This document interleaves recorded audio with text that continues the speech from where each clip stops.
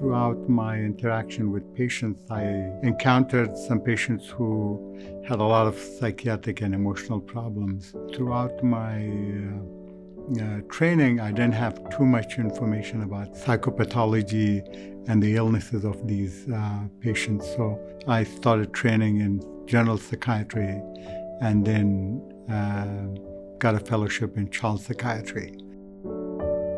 Our approach here at the Amen Clinic is different in that we start with a very comprehensive evaluation. We review the history and all the information about the patient.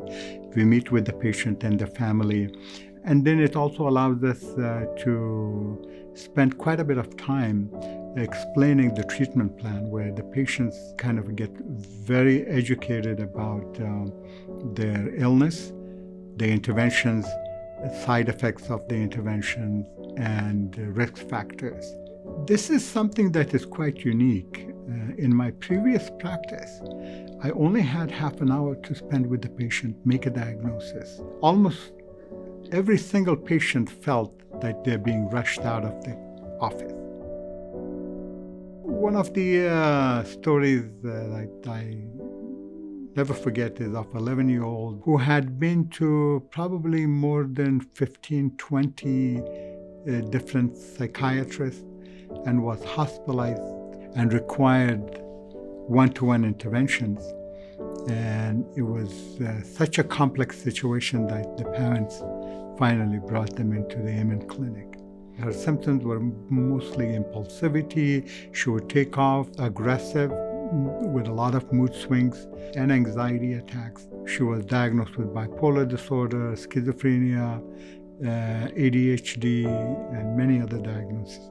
And once we did the SPECT scan, we found a condition called colpocephaly, which means half of the brain was basically not there.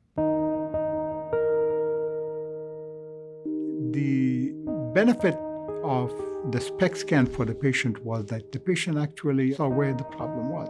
So they had a clear clue and understanding of the prognosis of what to expect. That's when her treatment started, from that day on, when they saw the picture of the brain.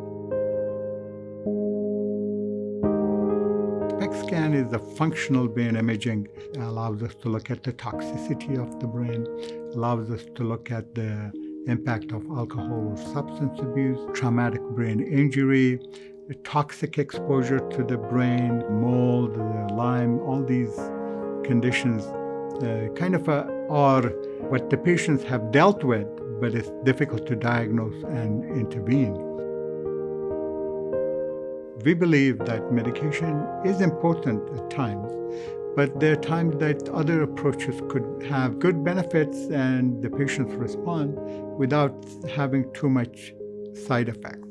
We believe that what we eat affects our brain. We also recommend certain natural supplements depending on the disorder that we are dealing with. We also focus on the sleep pattern, aerobic exercise, meditation, self-relaxation, deep breathing.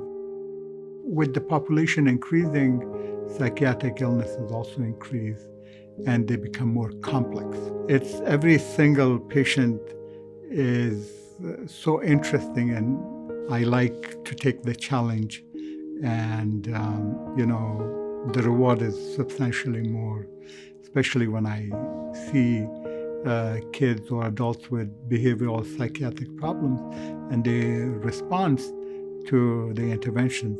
That makes me very happy.